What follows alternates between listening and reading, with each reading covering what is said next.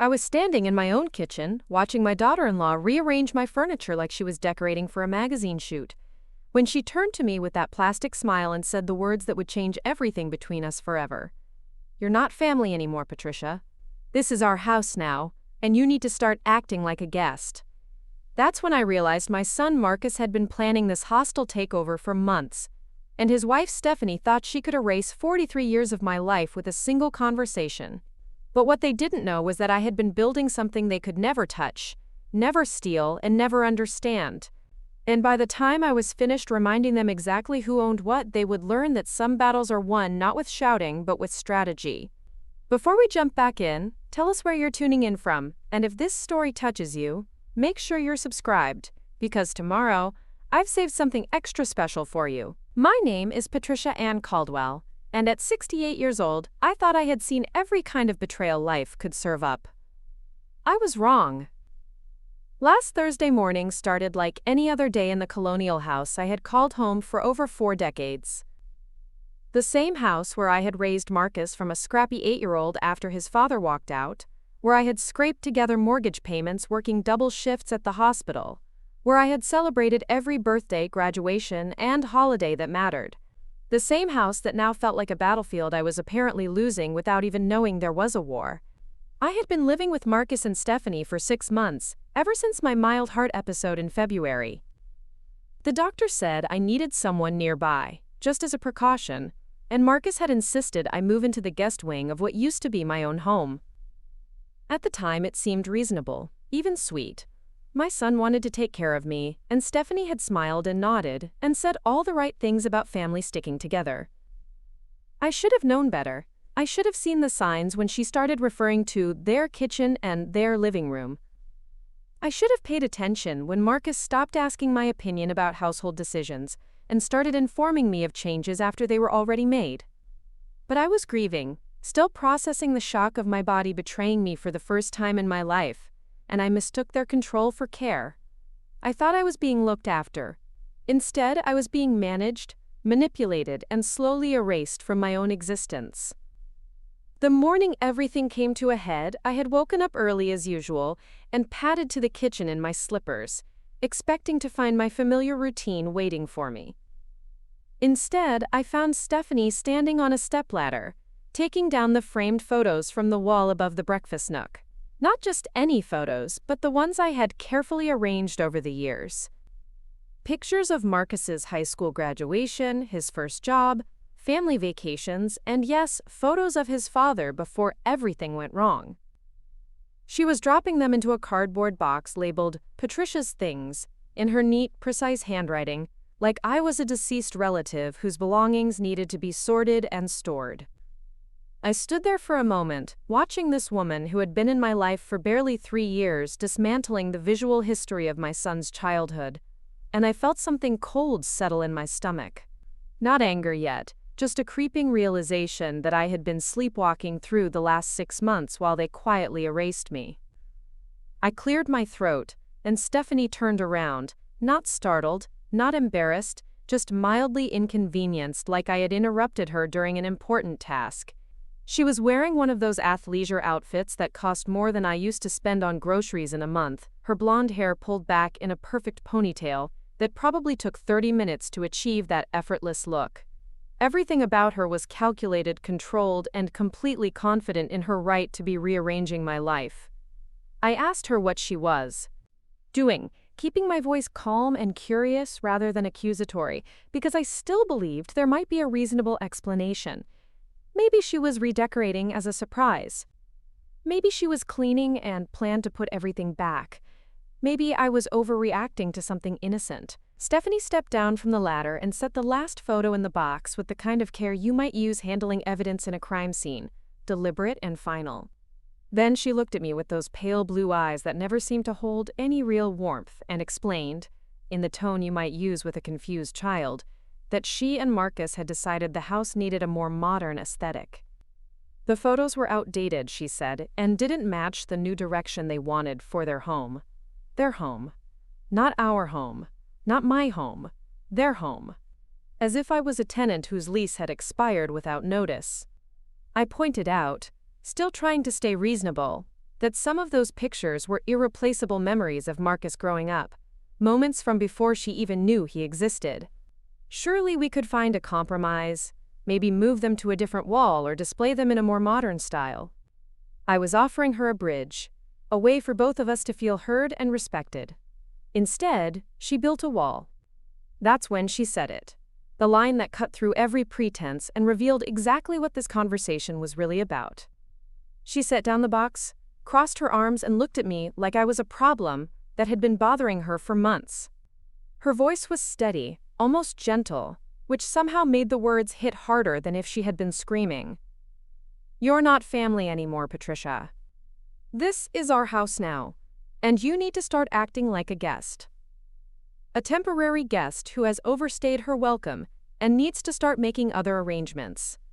Marcus and I have been patient, but we're ready to start our real life together, and that doesn't include having his mother hovering around every corner, criticizing our choices, and living in the past." The words hung in the air between us like smoke from a fire I hadn't seen coming. I felt my legs go weak, not from my heart condition but from the sheer audacity of what she had just said. This woman, who had been living in my house, sleeping in my guest room before she married my son, eating meals I had cooked, and accepting help I had freely given, was now telling me I was no longer family in my own home. I managed to ask where Marcus was, whether he knew about this conversation, whether this was his idea or hers. The question seemed to amuse her because she smiled, not the plastic social smile I was used to, but something sharper and more genuine. She told me Marcus was at work, but that they had discussed this extensively. He was just too kind to hurt my feelings directly, so she had volunteered to be the messenger. She was doing him a favor, really, by handling the unpleasant task of setting boundaries with his overbearing mother. Overbearing. The word hit me like a physical blow, because it was so far from how I saw myself, so distant from the woman who had spent decades putting Marcus's needs before her own, who had worked extra shifts to pay for his college, who had welcomed Stephanie into our family with open arms and genuine affection. I had never criticized their choices, never interfered with their relationship, never made demands or created drama. I had been grateful just to be included, just to still matter in my son's life. But apparently gratitude looked like overreach to Stephanie. Apparently love looked like interference. Apparently the crime of being present in my own home had been building a case against me that I never saw coming. I asked her what exactly I had done wrong, what specific behaviors she wanted me to change, because I genuinely didn't understand what I was being accused of. Her answer revealed everything I needed to know about how she saw me and how long she had been planning this moment. She didn't have specific complaints because this wasn't about my behavior, this was about my existence. She didn't want me to act differently, she wanted me gone. Preparing and narrating this story took us a lot of time, so if you are enjoying it, subscribe to our channel. It means a lot to us. Now, back to the story. The heart episode had given them the perfect excuse to get me under their roof and under their control, and now that I was dependent on them for housing and care, they could dictate the terms of my continued presence in their lives. She had been waiting for the right moment to make her position clear, and apparently that moment was now. I stood there in my own kitchen, surrounded by 40 years of memories that were being packed away like old Christmas decorations, and realized I was looking at a stranger. Not just Stephanie, who had never been anything more than an actress playing the role of loving daughter-in-law, but Marcus too. Because the son I had raised would never have agreed to this conversation, would never have sent his wife to deliver this message, would never have referred to our family home as theirs exclusively. Either I had been completely blind to who my son really was, or Stephanie had been working systematically to change him, to separate him from me, to make him see our relationship as a burden rather than a bond. Either way, I was standing in the ruins of everything I thought I knew about my family, holding the pieces of a life that had apparently been built on quicksand. I told Stephanie I needed to think about what she had said, that this was a lot to process, and that we should probably continue the conversation when Marcus got home. I was buying time, trying to gather my thoughts and figure out how to respond to something I had never imagined I would have to face. She nodded like she was being reasonable, like she was giving me a generous opportunity to come to terms with my new reality. But then she added one more thing, almost casually. like it was an afterthought rather than the knife twist it actually was. She mentioned that they had already been looking into senior living communities in the area, places that specialized in independent living for people with health concerns. Nothing too restrictive, she assured me, just somewhere I could have my own space and access to medical care without being a burden on their household. They had even picked up some brochures, which she could show me later if I was interested. The word burden echoed in my head long after she left the kitchen to continue her redecorating project in the living room. I could hear her moving furniture, the scraping of chair legs against hardwood floors that I had refinished myself 15 years ago, the sound of my life being rearranged without my consent. I sat down at the kitchen table, the same one where Marcus had done his homework every night, where we had eaten thousands of meals together, where I had balanced the checkbook and paid the bills and made the decisions that kept our small family afloat.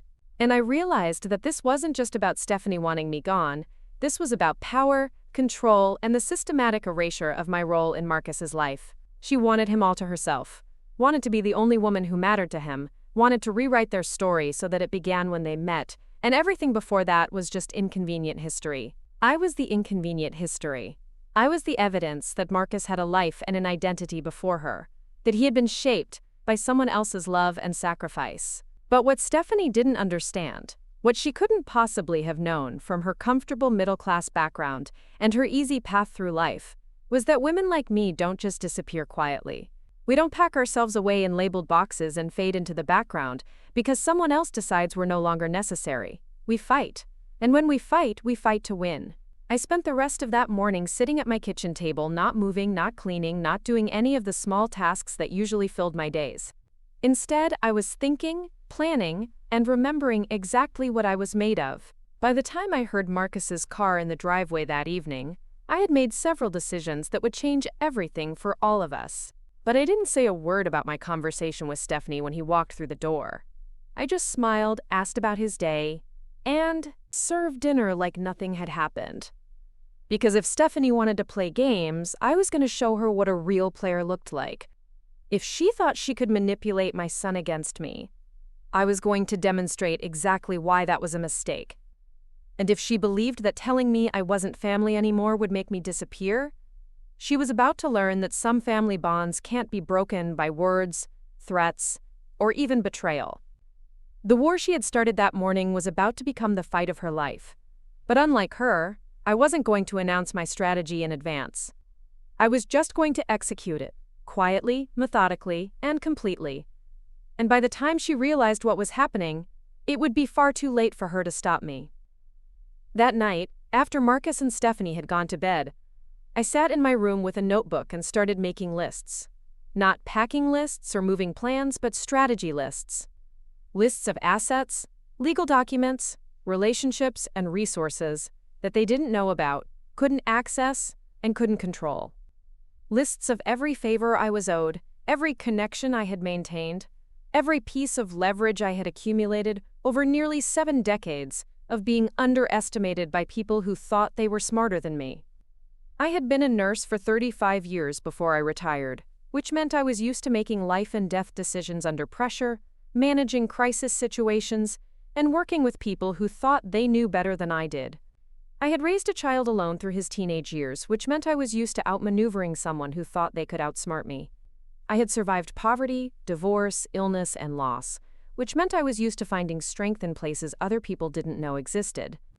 Stephanie had made the classic mistake of assuming that because I was older, quieter, and more polite than she was, I was also weaker, less capable, and easier to defeat.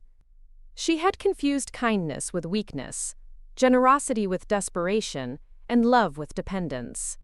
She was about to learn the difference between all of those things, and the education was going to cost her everything she thought she had won. The first item on my list was simple but crucial. Find out exactly what legal rights I had in a house that was still technically mine. Because while Stephanie might have convinced Marcus to let her redecorate and rearrange, and while they might have been making decisions about my future, they had forgotten one important detail. The deed to this house still had my name on it. Not their names. My name. And that meant I had options they didn't even know existed. The second item was more complicated but equally important. Figure out how much of Marcus's current attitude was his own, and how much was Stephanie's influence. Because the son I had raised would never have agreed to have his wife tell his mother she wasn't family anymore. Either he had changed more than I realized, or he didn't know what conversation had taken place in our kitchen that morning. Either way, I needed to know what I was really dealing with before I decided how to handle it. The third item on my list was the most important one: decide how far I was willing to go to protect myself and my home. Because once I started fighting back, there would be no going back to the way things were.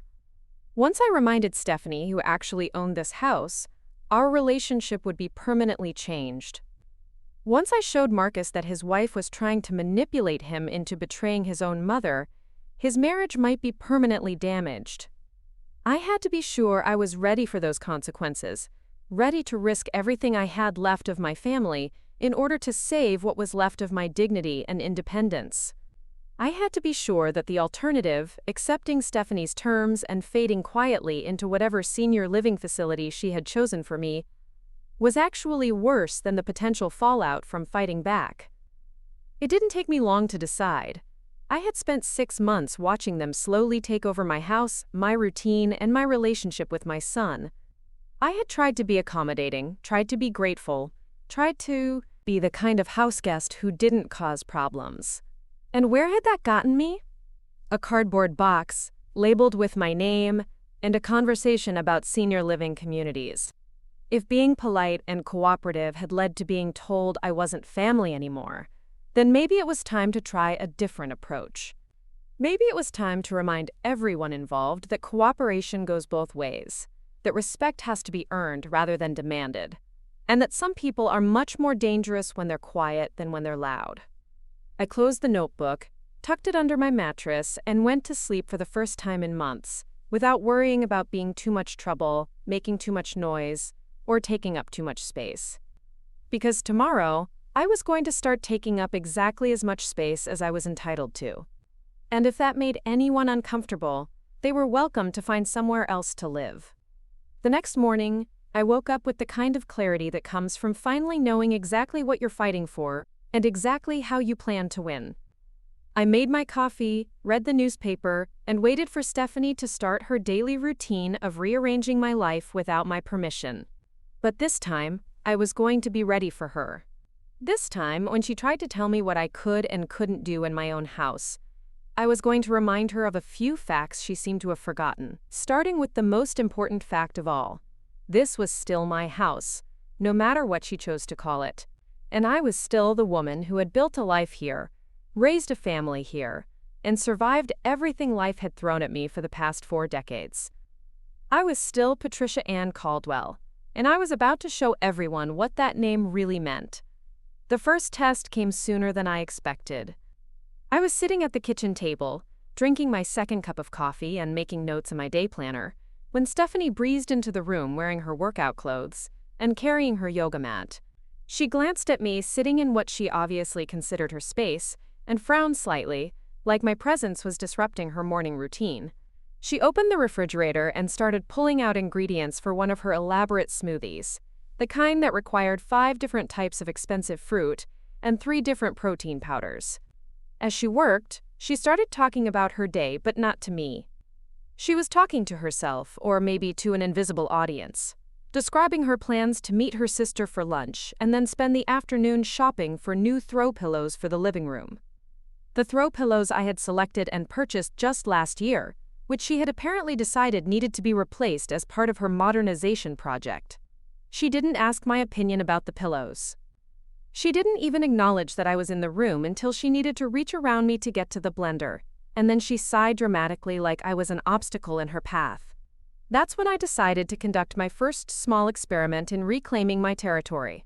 Instead of moving out of her way, or apologizing for existing in my own kitchen, I stayed exactly where I was and continued writing in my planner. When she had to reach around me a second time, I looked up and smiled pleasantly, as if I had just noticed her struggling with her smoothie preparation. I offered to help, or to move to a different spot if she needed more counter space. The offer was genuine but strategic, because it forced her to either accept my assistance, which would acknowledge my right to be helpful in my own home, or to ask me to move, which would require her to admit she was trying to push me out of my own space. She chose a third option. She ignored my offer completely and continued making her smoothie with increasingly aggressive movements, slamming cabinet doors and clattering utensils like she was performing her frustration for my benefit. The message was clear. My presence was unwelcome, my offers of help were unnecessary, and my refusal to automatically defer to her convenience was selfish. But I had learned something important from that brief interaction. Stephanie's power over me depended entirely on my willingness to be intimidated by her displeasure. The moment I stopped caring about her comfort level, stopped trying to avoid conflict, and stopped treating her irritation as my problem to solve, her main weapon against me became useless. So I finished my coffee at my own pace, made notes about 3 different lawyers I planned to contact that day, and eventually wandered into the living room to see what other changes she had made to my home overnight. What I found there stopped me in my tracks and erased any remaining doubt about whether this situation could be resolved with conversation and compromise. She had removed every single family photograph from the mantelpiece and replaced them with abstract art pieces that looked like they had been purchased at a hotel liquidation sale. The wedding photo of Marcus and me from his City Hall ceremony was gone. The picture of him receiving his college diploma was gone. The framed photo of my parents, his grandparents, was gone. Everything that connected this house to our family's history had been erased and replaced with generic decorative objects that could have belonged to anyone. But it was what she had done with the photographs that made my blood pressure spike in a way that had nothing to do with my heart condition. They weren't packed away in a box for storage. They were piled in a garbage bag sitting next to the front door, like trash waiting to be taken to the curb. Not donated, not stored, not even given back to me. Thrown away like they had no value, no meaning, no right to exist in her carefully curated vision of domestic perfection. I stood there staring at that garbage bag and felt something shift inside me, something deeper and more permanent than anger. This wasn't just about territory or power or even respect anymore. This was about the systematic erasure of my son's childhood, my family's legacy, and my right to exist as anything more than an inconvenient reminder of the life Marcus had before Stephanie decided to improve it. I walked over to the bag, opened it, and carefully removed every single photograph, checking each one for damage. Most were fine, but the frame around my parents' wedding portrait was cracked, and the glass over Marcus's graduation picture had a small chip in one corner. Small damages, probably accidental, but they felt deliberate in that moment because everything else about this situation had been so carefully calculated. I was still holding the photographs when Stephanie finished her smoothie preparation and found me in the living room. She stopped short when she saw me with the pictures, and for the first time since I had known her, she looked genuinely uncomfortable. Not embarrassed exactly, but caught off guard, like she hadn't expected me to discover her redecorating project so soon. I asked her, very calmly, why my family photographs were in a garbage bag. She recovered quickly from her momentary discomfort and explained, in that same patient tone she had used the day before, that she was just clearing out clutter. The photographs were outdated, she said, and the frames didn't match the new aesthetic she was creating. She had planned to ask if I wanted them before she threw them away, but since I was right there, I could just take them to my room if they were important to me. The casual cruelty of that response, the assumption that my family's history could be dismissed as clutter and banished to my bedroom like I was a child being sent to my room, finally pushed me past the point of polite negotiation. I set the photographs down on the coffee table, turned to face her directly, and spoke in the voice I had perfected during 35 years of dealing with difficult patients, incompetent doctors, and emergency situations where someone needed to take charge immediately. I told her that we needed to clarify a few things about this house, our living arrangement, and the decisions that were being made without consulting me. I wasn't asking for a conversation, I was informing her that one was going to happen, right? Now, whether she wanted to participate or not. And I was going to start by reminding her of some facts that she seemed to have forgotten in her enthusiasm to redecorate my life. The first fact was that this house belonged to me. Not to her, not to Marcus, and not to them as a couple. My name was on the deed, my credit had secured the mortgage, and my money had paid every single payment for over 20 years, until the house was fully mine. They lived here at my invitation, not by right, and that invitation could be revoked at any time if they continued to treat my home like their personal property. The second fact was that I had moved into the guest wing at Marcus's request, not because I was unable to care for myself, but because the doctor had recommended having someone nearby as a precaution after my heart episode. That made me a family member recovering in her own home, not a boarder whose privileges could be limited by someone else's aesthetic preferences. The third fact was that every single item in this house, from the furniture to the photographs to the throw pillows she wanted to replace, had been chosen by me, purchased with my money, and arranged according to my preferences over the course of 4 decades. If she didn't like my decorating choices, she was welcome to live somewhere else and decorate however she pleased. But she was not welcome to throw away my belongings or redecorate my house without my permission. The fourth and most important fact was that I was not going anywhere. Not to a senior living facility, not to a smaller apartment, and definitely not to my bedroom to hide, while she erased every trace of my family's history from my own home. If anyone was uncomfortable with the current living arrangement, if anyone felt like they didn't have enough space or enough control over their environment, they knew where the door was. I delivered this speech in the same calm, measured tone Stephanie had been using to dismiss my concerns, but with the kind of authority that comes from actually owning what you're talking about. And I watched her face change as the reality of her situation finally started to penetrate the bubble of entitlement she had been living in for the past 6 months. Because up until that moment, she had been operating under the assumption that I was dependent on them, that my heart condition had made me vulnerable and compliant, that my age and my gratitude for their help had eliminated any real power I might have had in this relationship. She had been treating me like a problem to be managed rather than a person to be respected because she thought I had no choice but to accept whatever terms she offered.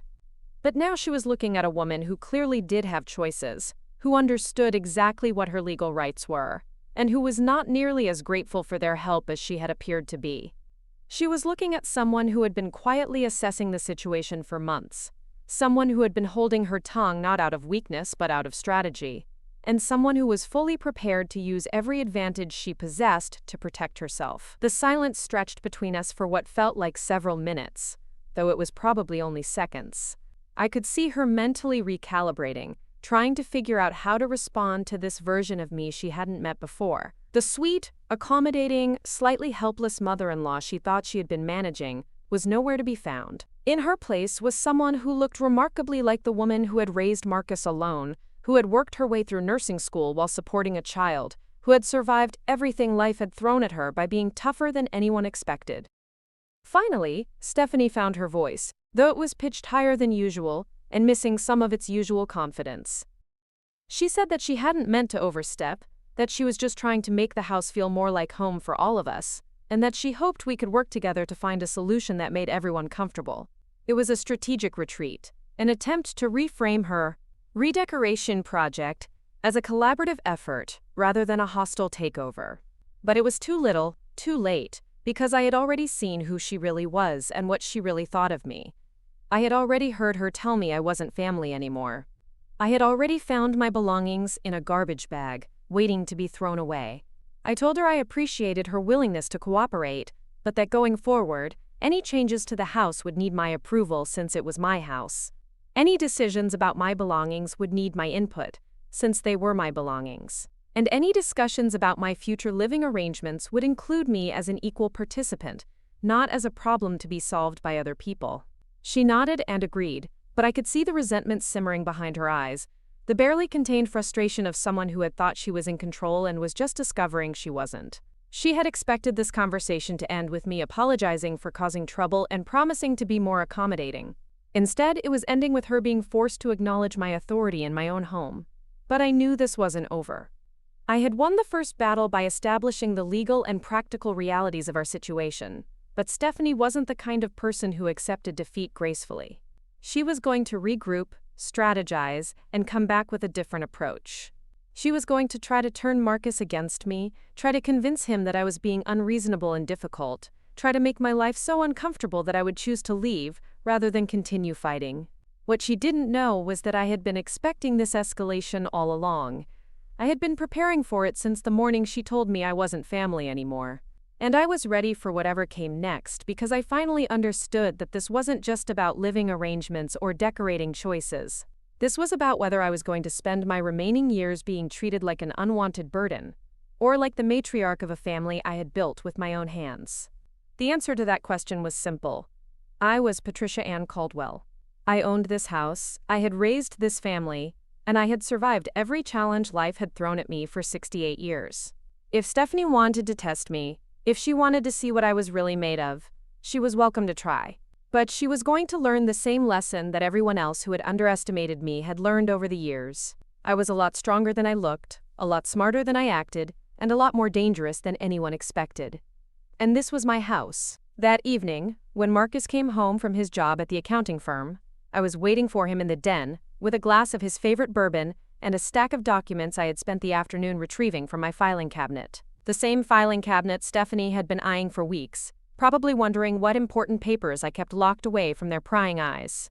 Now she was about to find out, though not in the way she had imagined. Marcus looked surprised to see me sitting in what used to be our family gathering spot, before Stephanie had declared it too formal for their casual lifestyle. He glanced around nervously, probably wondering if his wife had told him about our morning conversation, probably trying to gauge my mood before deciding how to handle whatever crisis she had created in his absence. I patted the chair next to mine, the same chair where he used to sit when he was in high school, and needed help with his algebra homework or wanted to complain about his teachers.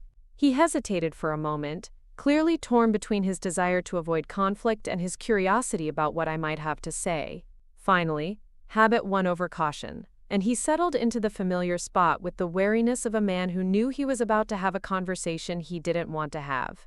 I handed him the bourbon and waited while he took a sip, letting the silence stretch between us until he started to fidget. Then I opened the folder on my lap and pulled out the first document, a copy of the deed to our house with my name clearly visible as the sole owner. I set it on the coffee table between us, not dramatically, just matter-of-factly, like I was showing him a grocery receipt. Marcus stared at the paper for a long moment, his face cycling through confusion, recognition, and finally a kind of resigned understanding. He took another sip of bourbon, longer this time, and asked me why I was showing him this. His voice was careful, neutral, the tone of someone trying not to say the wrong thing until he figured out what the right thing might be. I told him that I thought there might be some confusion in his household about who actually owned what, who made the decisions around here, and who had the legal right to throw away family photographs or redecorate without permission. I had spent the day reviewing my financial and legal situation, and I wanted to make sure he understood exactly where things stood before any more misunderstandings occurred. The second document I pulled from the folder was a copy of my will, the most recent version dated just 3 months earlier. I had updated it after my heart episode, not because I expected to die anytime soon, but because serious medical events have a way of clarifying your priorities and making you think about legacy in ways you might have avoided before. Marcus glanced at the will but didn't pick it up, probably because he assumed he already knew what it contained. He was my only child, my only heir, and he had probably spent years assuming that everything I owned would automatically become his when I died. What he didn't know was that wills could be changed, that inheritance was a privilege rather than a right, and that his recent behavior had given me serious doubts about his fitness to inherit the life I had built. The third document was more recent, so recent that the ink was barely dry. It was a consultation agreement with the law firm of Henderson, Walsh and Associates, specializing in estate planning and elder law. I had spent 2 hours that afternoon in their offices, discussing my situation with Sandra Walsh, a sharp-eyed woman in her 50s, who had listened to my story without judgment, and then laid out my options with the kind of clarity that comes from handling similar cases dozens of times. Marcus finally looked up from the papers, his expression somewhere between concern and annoyance, and asked me what all of this was about. He wanted to know if I was sick again, if something had happened that I hadn't told him, if there was some crisis he needed to know about. His tone was still careful, but I could hear the underlying irritation, the impatience of a man who thought he was being manipulated by an overly dramatic parent. I set the folder aside and looked at him directly, this son I had raised from a confused and angry boy into what I had hoped was a decent man. I told him that I wasn't sick, that there was no crisis, and that nothing had happened that he didn't already know about. But I had spent some time thinking about our family, our relationship, and the way I was being treated in my own home, and I had reached some conclusions that he might find interesting. The first conclusion was that somewhere along the way, he had forgotten that I was his mother, not his burden. He had forgotten that I had chosen to let them live in my house, not because I was desperate for company or unable to care for myself, but because I loved him and wanted to help him save money while he and Stephanie established their careers. I had forgotten to charge them rent, forgotten to set boundaries, forgotten to maintain the kind of authority that prevented children from thinking they could parent their parents. The second conclusion was that Stephanie had been working systematically to undermine my position in our family, to make him see me as a problem to be managed, rather than a person to be respected. She had been feeding him a steady diet of concerns about my health, my safety, my ability to live independently, until he started seeing dependency where there was none, and fragility where there was only temporary vulnerability. The third conclusion was the most important one, and I could see from his face that he wasn't going to like it.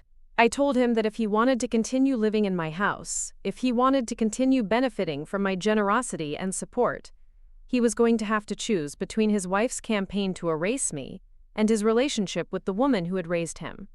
Because I was done being treated like an unwelcome guest in my own home.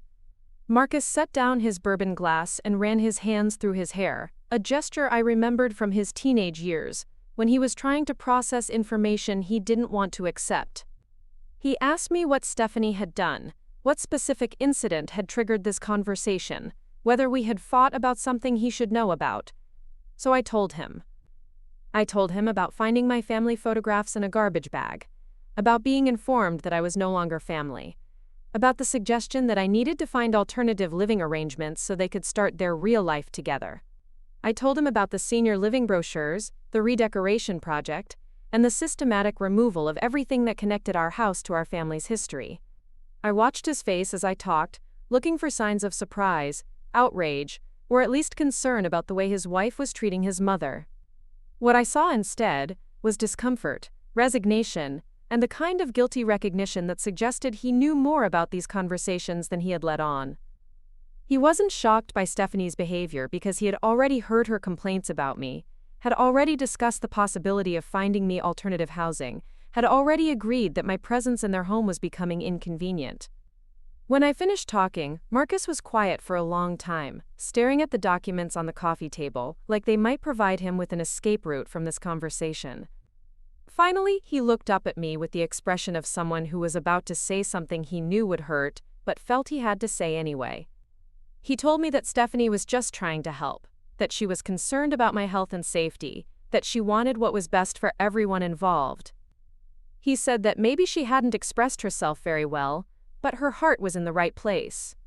He said that living together had been more challenging than any of them had expected, and maybe it was time to consider other arrangements that would give everyone more space and independence. The careful language, the diplomatic phrasing, the way he managed to make Stephanie's cruelty sound like thoughtful planning, told me everything I needed to know about how deep her influence ran. This wasn't just a case of a son being temporarily manipulated by his wife. This was a complete transformation of his values, his priorities, and his understanding of what he owed the woman who had sacrificed everything to raise him. I asked him if he remembered who had worked double shifts to pay for his college tuition when his father disappeared and left us with nothing.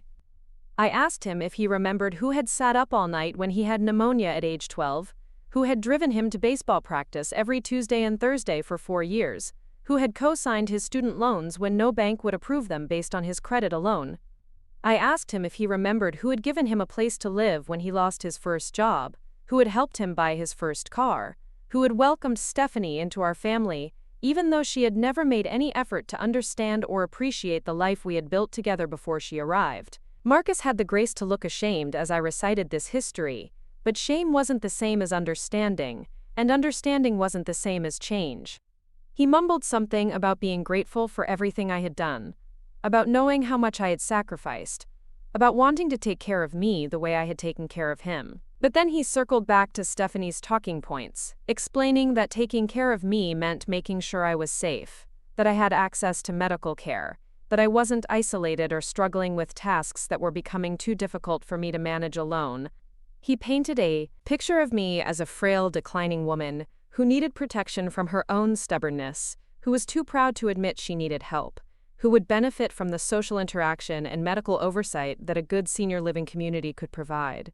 It was a masterpiece of manipulation, turning genuine love and concern into weapons against my independence, making my resistance to their plans seem like evidence of the very incompetence they were claiming to address. Stephanie had done her work well, convincing him that controlling me was the same as caring for me, that stripping away my autonomy was actually a gift I was too confused to appreciate.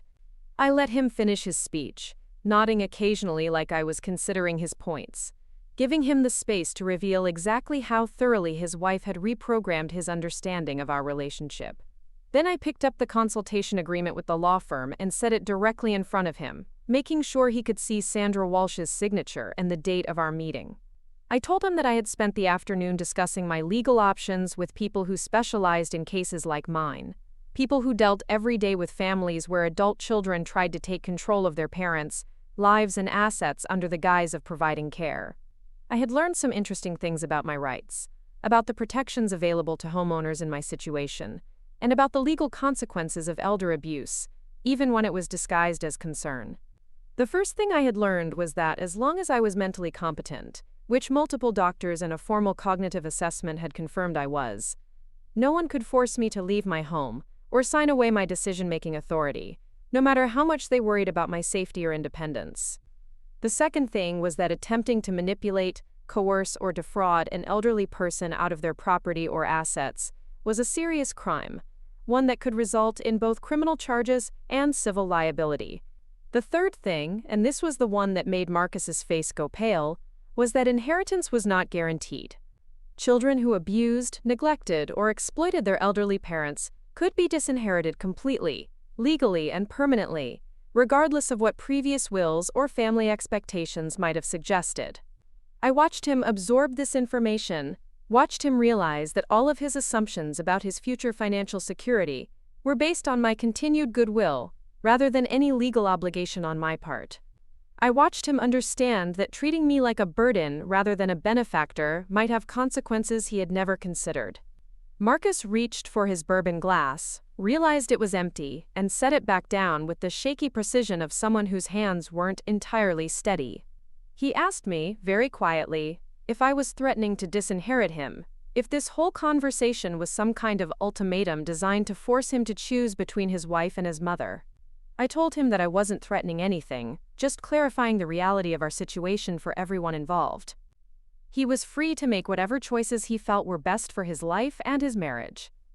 But he needed to understand that choices had consequences, that treating your mother like an unwanted burden was a choice, and that choosing his wife's comfort over his mother's dignity was also a choice. I told him that I had spent 43 years building a life that included him at the center of it, but that I was perfectly capable of building a life that didn't include him if that became necessary. I had friends, interests, resources, and options he knew nothing about. I had survived worse things than ungrateful children, and I would survive this too if I had to.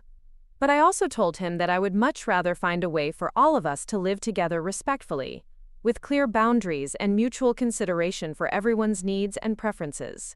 That was still possible, but only if he was willing to have some difficult conversations with his wife about the way she had been treating me, and the assumptions she had been making about my future. The ball was in his court, I explained. He could talk to Stephanie about showing me the basic respect due to the owner of the house they lived in, or he could start looking for alternative housing arrangements for his family. But the days of me being managed, manipulated, and marginalized in my own home were over, whether he wanted to acknowledge that or not. Marcus sat in silence for several minutes after I finished talking, occasionally glancing at the legal documents, occasionally looking at me like he was seeing me for the first time in years. Finally, he asked me what exactly I wanted from him, what specific changes would satisfy me, what he needed to do to repair the damage that had been done to our relationship. It was the first question he had asked that sounded like it came from the son I remembered, rather than the husband Stephanie had been training him to become. So I answered it honestly, completely, and with the kind of directness that had been missing from our family conversations for months. I wanted him to tell his wife that the redecoration project was over, that my belongings would not be thrown away or moved without my permission, and that any changes to my house would require my approval. I wanted him to make it clear that I was not moving to a senior living facility, that I was not signing away any of my decision-making authority, and that any future discussions about my care or living situation would include me as an equal participant. Most importantly, I wanted him to stop treating me like I was already dead, like my opinions didn't matter, like my comfort and happiness were less important than his wife's decorating preferences. I wanted him to remember that I was his mother, not his patient, and that respect was not optional in family relationships, regardless of age or health status. I told him that I understood marriage required compromises, and that spouses needed to support each other even when they disagreed with family members. But I also told him that some compromises were too expensive, that some support came at too high a price, and that choosing to participate in your wife's campaign to erase your mother was not the kind of compromise that decent people made. Marcus nodded slowly, absorbing the weight of what I was asking him to do. I could see him calculating the costs, imagining the fights with Stephanie, anticipating the arguments and ultimatums that would follow if he tried to establish the boundaries I was demanding. But I could also see something else in his expression, something that looked like relief, as if part of him had been uncomfortable with the direction his marriage was taking, as if part of him had been waiting for permission to push back against his wife's more extreme demands, as if part of him had missed the mother he used to have before Stephanie decided she needed to be improved. He asked me how much time he had to work things out with Stephanie, whether I was planning to take any immediate legal action, whether the lawyers I had consulted were preparing any formal documents that would force his hand. The questions revealed both his genuine desire to fix our relationship and his practical concern about protecting himself legally if the situation continued to deteriorate. I told him that Sandra Walsh was preparing some paperwork that would formalize my legal protections and make my wishes regarding my care and property crystal clear, but that nothing would be filed unless it became necessary. I wasn't interested in destroying his marriage or creating a public family scandal. I was interested in being treated with dignity in my own home. But I also told him that my patience had limits, that I was not going to spend the remaining years of my life being gradually pushed out of my own house by someone who had never earned the right to make decisions about my future. If he couldn't establish appropriate boundaries with Stephanie within a reasonable time frame, then I would use every legal tool available to protect myself, regardless of how that might affect his marriage or his inheritance prospects. We talked for another hour, working through the details of what needed to change and how he planned to approach the conversation with his wife. By the time we finished, I could see that Marcus understood the seriousness of the situation, even if he wasn't entirely sure how to navigate the competing demands of his wife and his mother. As he got up to leave, he turned back to me with an expression I remembered from his childhood, when he had done something wrong and was trying to figure out how to make amends. He told me he was sorry, that he had gotten caught up in Stephanie's concerns and had lost sight of what was really important, that he wanted to fix things between us. I told him that apologies were a good start, but that actions mattered more than words. I told him that I loved him, that I always had and always would, but that love didn't mean accepting disrespect or allowing myself to be erased from my own life. I told him that being his mother was the most important thing I had ever done, but that it wasn't the only thing I was, and I refused to disappear just to make his wife more comfortable. That night, I heard them fighting. Not the kind of polite, hushed argument that considerate people have when they're trying not to disturb their houseguests, but the kind of full-volume, no-holds-barred fight that happens when two people discover they want fundamentally different things and neither one is willing to compromise. I couldn't hear the specific words through the walls, but I could hear the rhythm of the argument, the rise and fall of voices, the long silences that usually meant someone was trying to regain their composure before the next round began. It went on for hours, stopping and starting, escalating and cooling down, until finally there was nothing but silence from their bedroom. I lay in my own bed, staring at the ceiling and listening to the familiar sounds of my house at night. The old furnace cycling on and off, the settling of floorboards that had been walked on for decades, the whisper of wind through trees I had planted when Marcus was in elementary school. These were the sounds of home, my home, and for the first time in months I felt like I had the right to claim them. The next morning I was up early as usual, making coffee and reading the newspaper in my kitchen, when Stephanie appeared in the doorway. She looked like she hadn't slept much, with dark circles under her eyes and her usually perfect hair pulled back in a messy ponytail. But there was something different about her expression, something harder and more focused than I had seen before.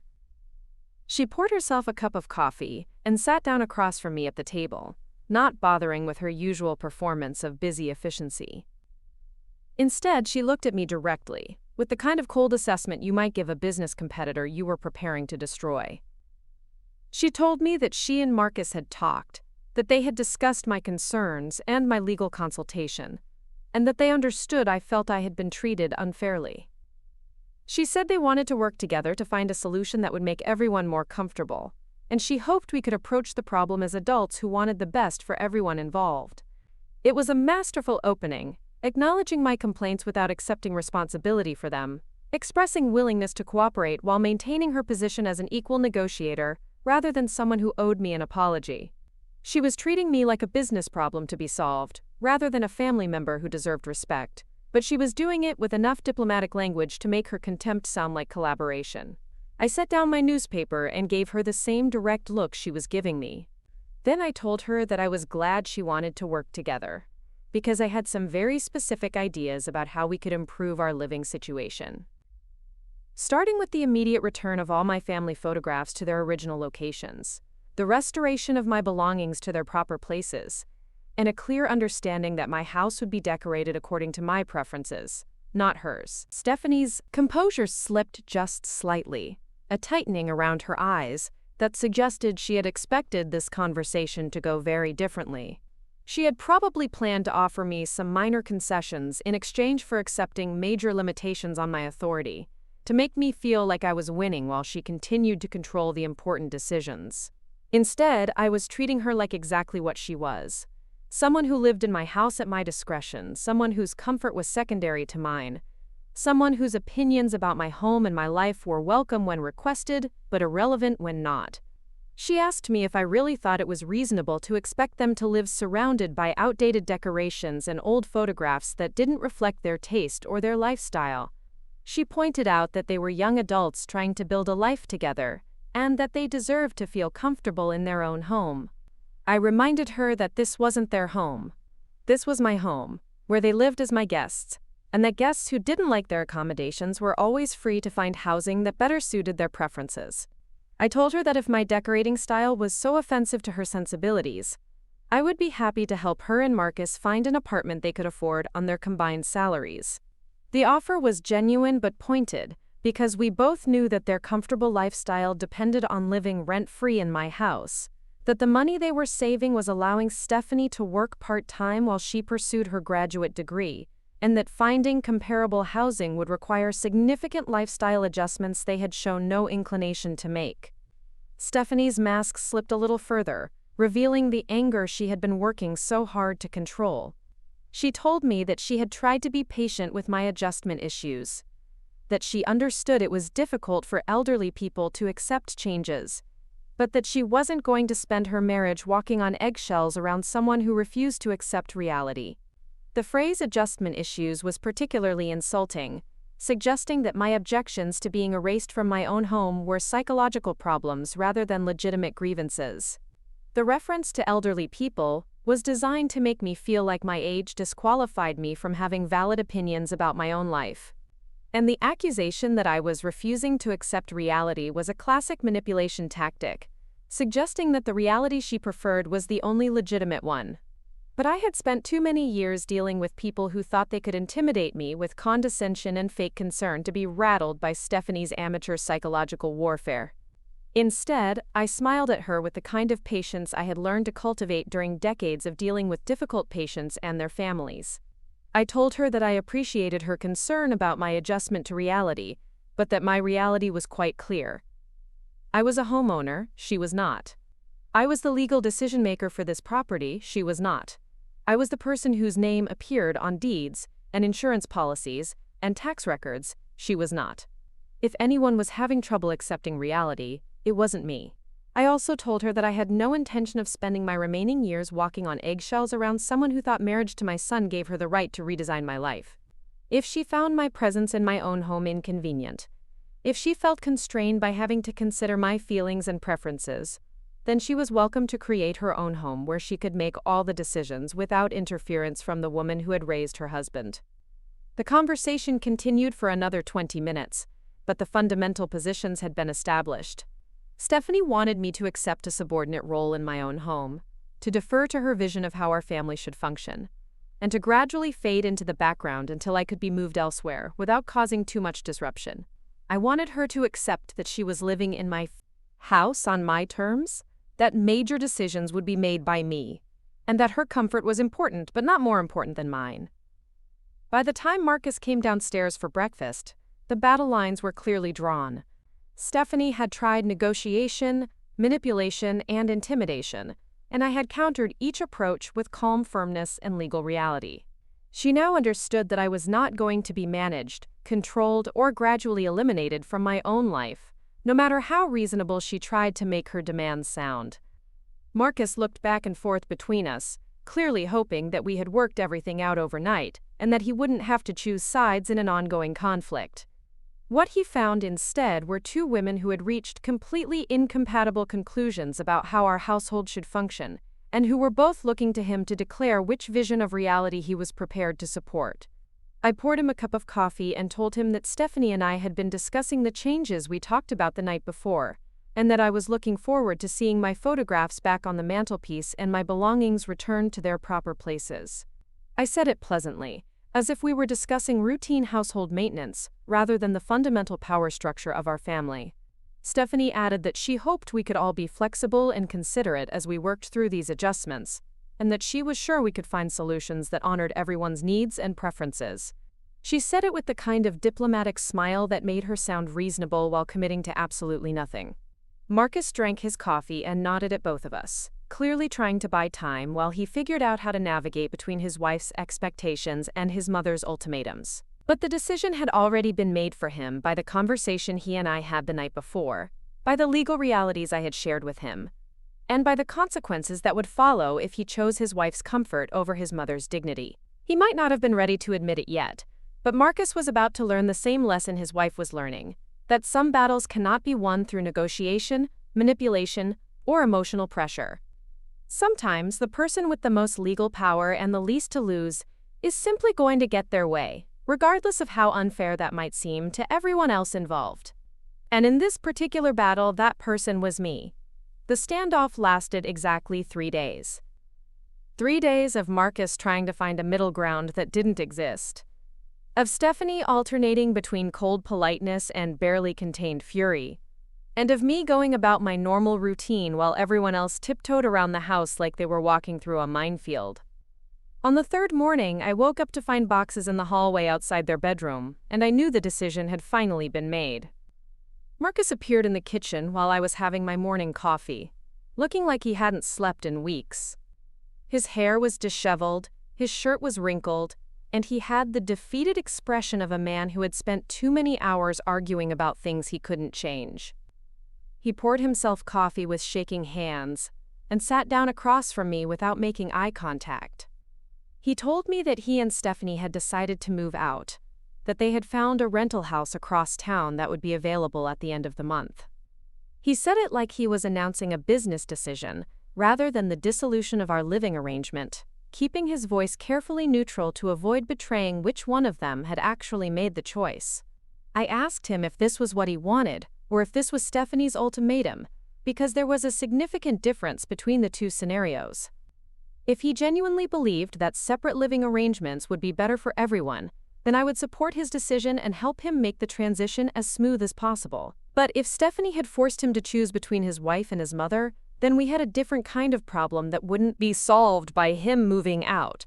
Marcus finally looked at me directly, and I could see the exhaustion in his eyes, the weight of trying to maintain loyalty to two women who wanted fundamentally different things from him. He told me that Stephanie couldn't handle living under someone else's rules, that she felt like she was suffocating under my authority, that she needed her own space where she could make decisions without having to consider my preferences. But then he added something that surprised me. He said that part of him was relieved to be making this choice, that living together had revealed incompatibilities he hadn't expected, and that maybe some distance would help all of us remember what we meant to each other before the power struggles and territory disputes had poisoned our relationships. It was the most honest thing he had said to me in months, an acknowledgement that the situation had become toxic for everyone involved, and that continuing to force proximity wasn't going to magically create harmony. I appreciated his honesty, even though it confirmed what I had already suspected, that Stephanie had been systematically undermining our family relationships from the moment she moved into my house. I told Marcus that I was sorry things had reached this point, that I had hoped we could find a way to live together respectfully, but that I understood why Stephanie felt she needed her own domain where she could exercise complete control. I also told him that my door would always be open to him, that he was welcome to visit anytime he wanted, and that our relationship didn't have to be damaged by his wife's inability to coexist with the woman who had raised him.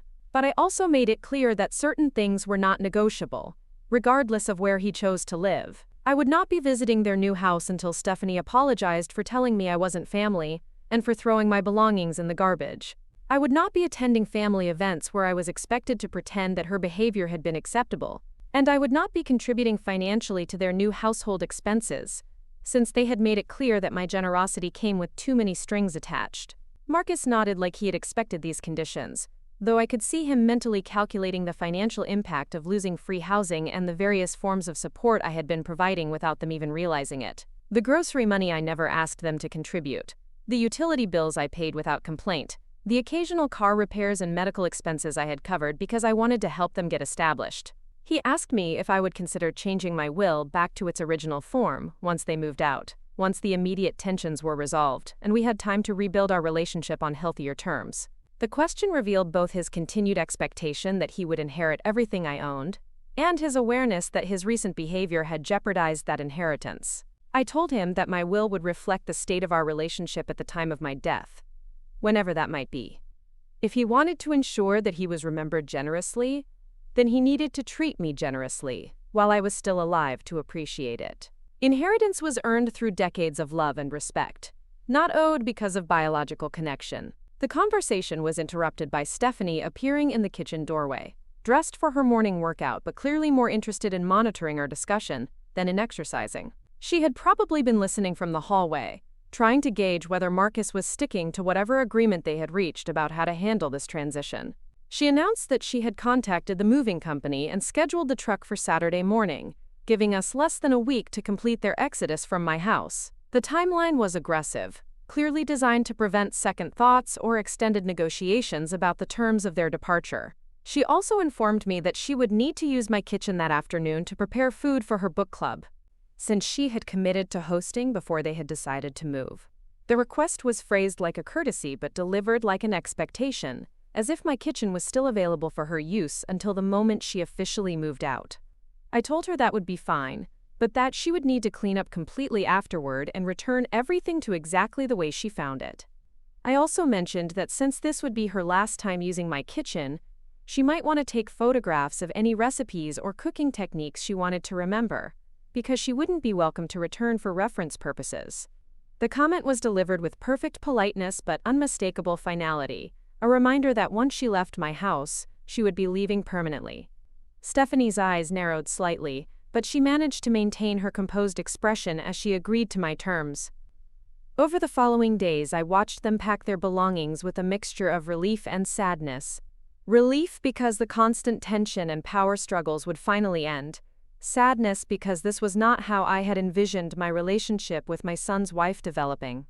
I had genuinely hoped that we could build a warm, supportive relationship, that she would become the daughter I had never had. Instead, I was watching her pack away 3 years of gifts I had given her, keepsakes from family trips we had taken together, and photographs from holidays where she had seemed genuinely happy to be part of our family. Either she had been an exceptional actress all along, or something fundamental had changed in her attitude toward me and our relationship. Marcus spent most of the week at work or running errands related to the move, avoiding the house except when absolutely necessary. When he was home, he was distant and preoccupied, speaking only when spoken to and treating me with the kind of careful politeness you might show a dangerous acquaintance whose unpredictable behavior required constant vigilance. It hurt, watching my son treat me like a stranger he was afraid of offending, but I understood that he was processing the collapse of his assumptions about how his life would unfold. He had expected to gradually inherit my house and my assets while maintaining his position as my beloved only child. Instead, he was moving into a rental property while wondering whether his inheritance prospects had been permanently damaged by his wife's arrogance. The morning of the move, I woke up early and made breakfast for everyone, not because I felt obligated to feed them, but because I wanted our final shared meal to be memorable for the right reasons. I made Marcus's favorite pancakes and Stephanie's preferred yogurt parfait, and I set the table with my good china as if we were celebrating something worth commemorating. Stephanie came downstairs dressed in designer jeans and a cashmere sweater, looking more like she was heading to a photo shoot than helping load boxes into a moving truck. She accepted the breakfast I offered but ate in silence, checking her phone occasionally and maintaining the kind of polite distance that suggested she couldn't wait to be finished with this charade of domestic harmony. Marcus was more communicative, thanking me for the food and commenting on how good everything tasted, trying to inject some normalcy into what was obviously an awkward situation. But I could see the guilt in his expression, the awareness that he was choosing his wife's preferences over his mother's feelings, and that this choice might have consequences he wasn't prepared to face. When the moving truck arrived, I retreated to my bedroom to avoid the chaos of boxes and furniture being carried down the stairs and out the front door. I didn't want to watch my son's belongings disappear, didn't want to see the guest room where they had lived being emptied of everything that had made it theirs. But I could hear everything. The heavy footsteps of the movers, the scraping of furniture against walls, the muffled conversations about which items went where, and how to protect fragile objects during transport. The sounds of a life being relocated, of a living arrangement being dissolved, of a family being reconfigured in ways that would have seemed impossible just a month earlier.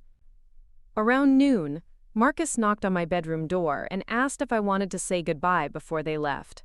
I came downstairs to find Stephanie standing in the empty living room, looking around like she was mentally cataloging everything she was leaving behind. The family photographs were back on the mantelpiece where they belonged, the throw pillows were arranged according to my preferences, and the abstract art pieces she had preferred were nowhere to be seen. She looked at me with an expression I couldn't quite read, something between resentment and regret, though I suspected the regret was more about losing the financial benefits of living in my house than about damaging our relationship. She thanked me for letting them stay as long as they had, said she hoped we could work toward a better understanding in the future, and extended her hand for a formal handshake. I shook her hand politely but without warmth, and told her that I hoped their new home would give them the independence and control they had been seeking. I also told her that when she was ready to apologize for the things she had said and done, she knew where to find me.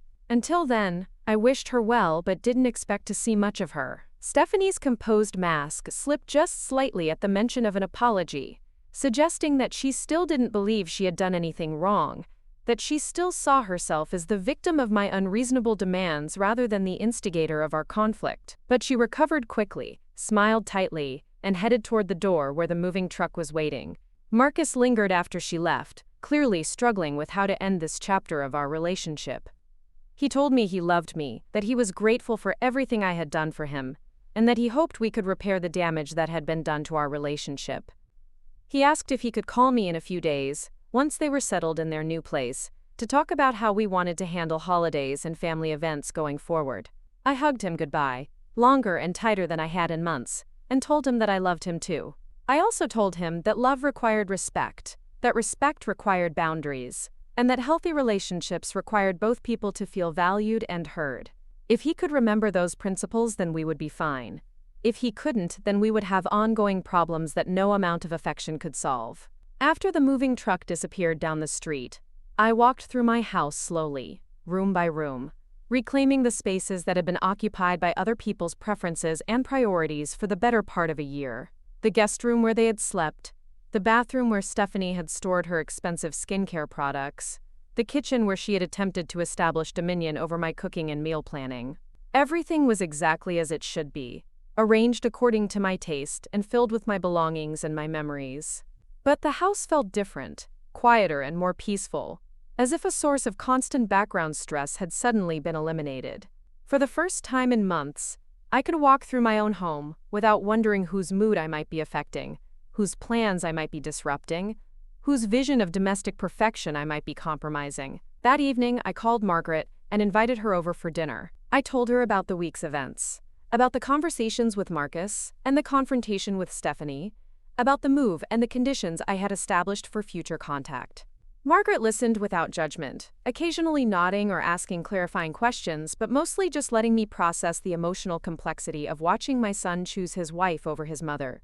Margaret had been through her own version of this conflict years earlier, when her daughter-in-law had tried to limit her access to her grandchildren and control the terms of family gatherings. She understood the deep, particular pain of being rejected by someone you had welcomed into your family, the confusion of having your generosity reinterpreted as interference, the heartbreak of watching your child participate in your own marginalization.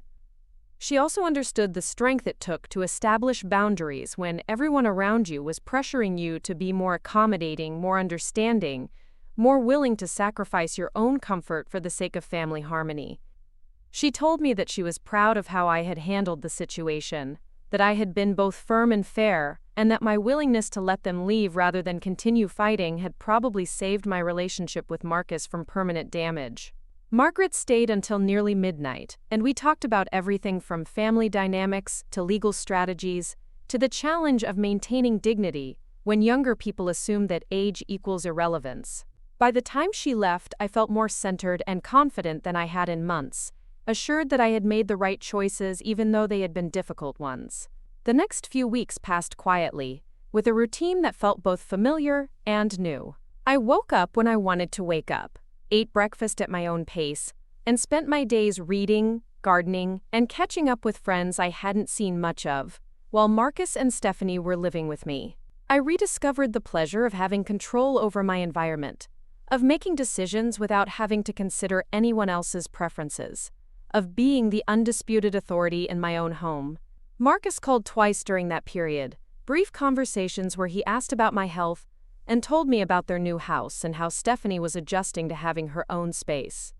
The calls were polite but formal, lacking the easy familiarity we had shared before his marriage, before the power struggles had poisoned our interactions.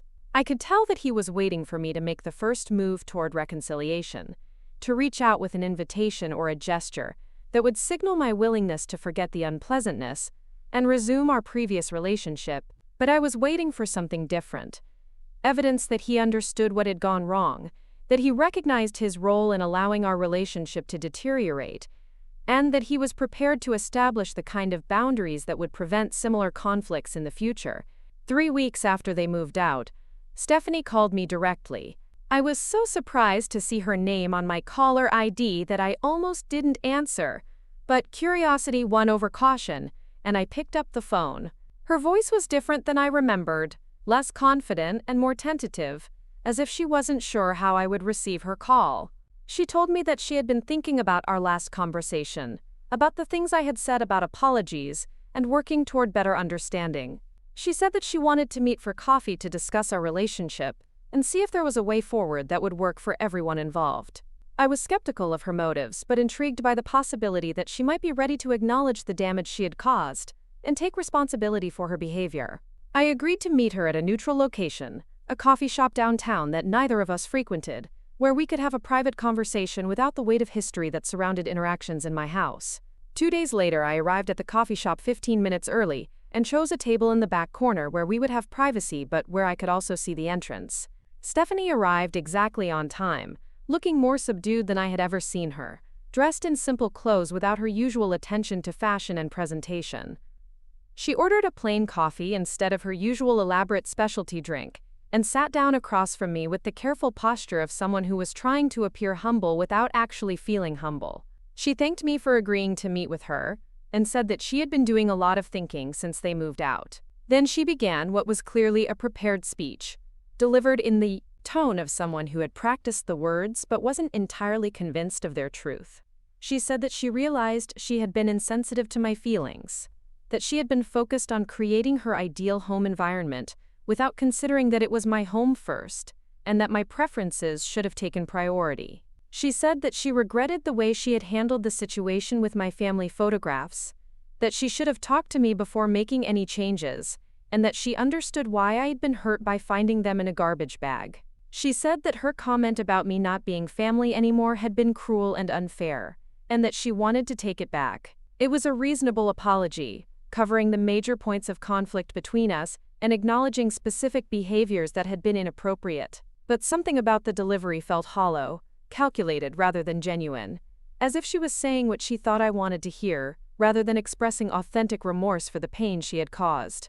I thanked her for the apology and told her that I appreciated her willingness to acknowledge the problems in our relationship, but I also asked her what had changed in her understanding of our situation, what insights had led her to this moment of reflection, and what she planned to do differently going forward. Stephanie's composed expression flickered slightly, suggesting that she had expected her apology to be sufficient and hadn't prepared for follow-up questions about her motivations and intentions. She mumbled something about wanting family harmony and realizing that her approach had been counterproductive. But then she shifted into what seemed to be the real purpose of our meeting. She told me that Marcus had been struggling with guilt about the way things had ended, that he missed our previous closeness, and that he was worried about the long-term impact on our relationship.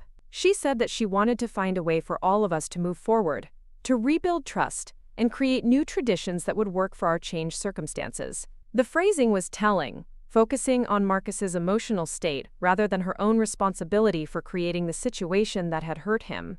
She was positioning herself as the caring wife who wanted to fix her husband's pain rather than the person whose behavior had caused that pain in the first place. I asked her directly whether this conversation was her idea or Marcus's idea, whether she was here because she genuinely wanted to repair our relationship, or because he had asked her to make peace with me. The question clearly caught her off guard, and she took several seconds to formulate a response. Finally, she admitted that Marcus had been encouraging her to reach out to me, that he felt caught in the middle between two women he loved, and that he hoped we could find common ground that would allow him to maintain close relationships with both of us. She said that she hadn't wanted to make the call initially, but that she had come to realize that her pride was less important than her husband's happiness. It was a more honest answer than I had expected, an acknowledgement that her apology was motivated by practical concerns rather than genuine remorse. But it also revealed something important about the dynamics in their marriage, about Marcus's continued attachment to me, and his unwillingness to accept the complete severing of our relationship that Stephanie had initially demanded. I told her that I appreciated her honesty about her motivations, and that I was glad Marcus still valued our relationship enough to work toward repairing it. But I also told her that any reconciliation between us would require more than apologies and good intentions. It would require genuine changes in behavior, consistent respect for boundaries, and a fundamental shift in how she understood my role in Marcus's life. I explained that I wasn't interested in being tolerated as an inconvenient family obligation that had to be managed carefully to keep Marcus happy. I wasn't interested in being included in family events as a token gesture, while being excluded from meaningful decisions and conversations. And I wasn't interested in pretending that our previous conflicts hadn't happened, in order to maintain an artificial peace that could be shattered the moment someone's preferences were challenged. If she wanted a real relationship with me, then she needed to accept that I was Marcus's mother, that our bond preceded her relationship with him by decades, and that my opinions and preferences mattered to him whether she liked it or not. She needed to stop seeing me as competition for his affection, and start seeing me as a resource who could enrich their lives if treated with appropriate respect.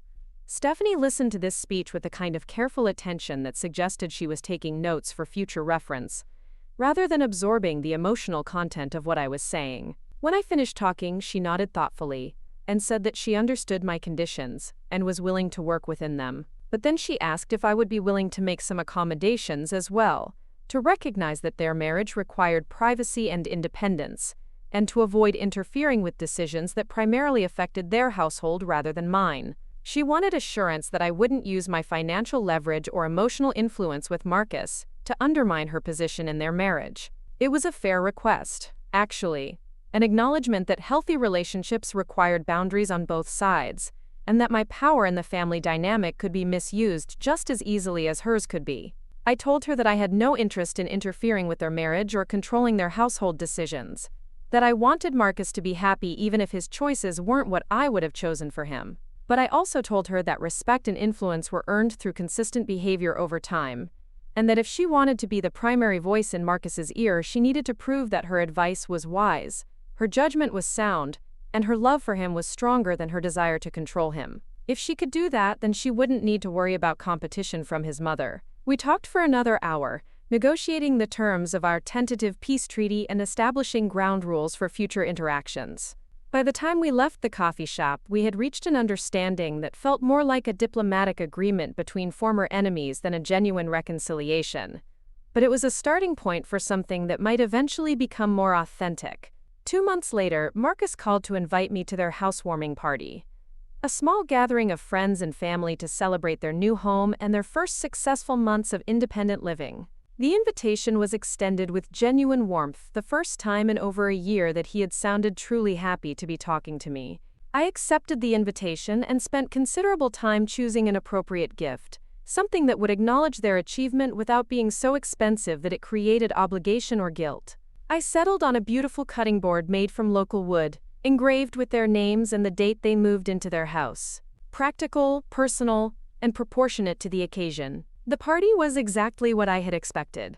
Well organized, tastefully decorated, and carefully choreographed to present the image of a successful young couple who had everything under control. Stephanie had transformed their rental house into a showplace worthy of a magazine spread, with fresh flowers, coordinated linens, and strategic lighting that made every room look like a professional photograph. She greeted me at the door with a smile that seemed genuinely warm, thanked me for the cutting board gift, and introduced me to several of her friends as Marcus's wonderful mother, rather than using the more neutral phrasing she had previously preferred. It was a small gesture, but it suggested that she was making an effort to publicly acknowledge my importance in Marcus's life. Throughout the evening, I watched her interact with other guests, managing conversations and logistics, with the same efficiency she had once applied to managing my household. But there was something different about her behavior. A relaxation and confidence that had been missing when she lived in my house. She was clearly more comfortable being the undisputed authority in her own space, even if that space was smaller and less luxurious than what she had left behind. Marcus was equally relaxed and happy, moving through the party with the ease of someone who felt at home in his environment and comfortable with his choices. He spent considerable time talking with me, asking about my health and my activities, sharing stories about their new neighborhood and his recent projects at work. At one point during the evening, he pulled me aside and thanked me for giving him and Stephanie the space to figure out their relationship, without the complications that had been created by their living in my house. He said that the distance had helped all of us gain perspective, and that he felt more confident about managing the competing demands of being a husband and a son, now that those roles were being performed in different physical spaces. He also told me that Stephanie had shared details about their coffee shop conversation, that she had explained my conditions for reconciliation and her commitment to meeting them. He said that he appreciated my willingness to work toward rebuilding our relationship despite how badly things had deteriorated, and that he hoped we could create new traditions that would work better for everyone involved. Near the end of the party, as guests were beginning to leave and Stephanie was busy with cleanup logistics, Marcus asked if I would be interested in having dinner with just him sometime soon. He said that there were things he wanted to discuss about our relationship, about his marriage, and about his understanding of what had gone wrong during the months we had lived together. I told him that I would enjoy having dinner with him, that I missed our one-on-one conversations, and that I was proud of how he was handling the challenge of building a marriage while maintaining his connection to his family of origin. I also told him that I loved him, that I was happy to see him happy, and that our relationship had survived this test stronger than it had been before. As I drove home that evening, I reflected on how much had changed since the morning I found Stephanie packing away my family photographs. The crisis that had felt like it might destroy my relationship with my son had instead forced all of us to establish healthier boundaries, to communicate more directly about our needs and expectations, and to recognize that love without respect was ultimately unsustainable. I had learned that I was stronger than I had realized, that I was capable of standing up for myself even when it meant risking relationships that mattered deeply to me. I had learned that my home was truly mine, that my authority was real and legally protected, and that I didn't have to accept disrespect from anyone, regardless of their relationship to me. Marcus had learned that marriage required him to balance competing loyalties without abandoning his fundamental values, that his wife's comfort was important, but not more important than basic decency, and that some battles were worth fighting even when the stakes seemed impossibly high. And Stephanie had learned that charm and manipulation were insufficient tools for controlling other people, that respect could not be demanded but had to be earned, and that her happiness depended on building genuine relationships rather than extracting compliance from people she saw as obstacles to her goals. The months that followed were marked by gradual improvement in all of our relationships. Marcus and I resumed our regular phone calls and occasional dinners, rebuilding the easy communication we had shared before his marriage had complicated our dynamics. Stephanie and I maintained polite contact, attending family events together and exchanging pleasantries, without the underlying tension that had characterized our previous interactions. I never did move to a senior living facility, never did sign away my decision-making authority, and never did accept a subordinate role in my own life. Instead, I continued living independently in the house I had worked for decades to own, surrounded by the possessions and memories I had chosen to keep, making my own decisions about my health, my finances, and my future. 6 months after the housewarming party, Marcus called to tell me that he and Stephanie were expecting their first child. The news was delivered with genuine excitement and joy, and he asked if I would be interested in being involved as a grandmother, helping with babysitting, and offering the kind of support and wisdom that grandparents traditionally provided. I told him that I would be delighted to be a grandmother, that I looked forward to having a grandchild to spoil and teach and love. But I also told him that my role in the baby's life would depend on how I was treated by the baby's parents, that children learn about relationships by watching the adults around them, and that I wanted to model dignity and self-respect for the next generation. He assured me that things would be different this time, that he and Stephanie had learned from their previous mistakes, and that they both valued my potential contribution to their child's life. He said that they wanted to establish traditions and boundaries that would work for everyone, and that they hoped I would help them figure out how to balance their needs as new parents with my needs as a grandmother. A year later, I was holding my grandson for the first time in the same hospital where Marcus had been born 32 years earlier. Stephanie was tired but radiant, Marcus was nervous but proud, and I was overwhelmed by the familiar miracle of new life and new possibilities. As I looked down at that tiny face, I thought about the journey that had brought us to this moment, the conflicts and reconciliations that had tested all of our relationships and ultimately made them stronger. I thought about the woman I had been when Stephanie first told me I wasn't family anymore, the woman who had been willing to fade quietly into the background rather than fight for her place in her son's life. That woman was gone, replaced by someone who understood her own worth, who demanded appropriate treatment, and who refused to accept less than she deserved from the people who claimed to love her.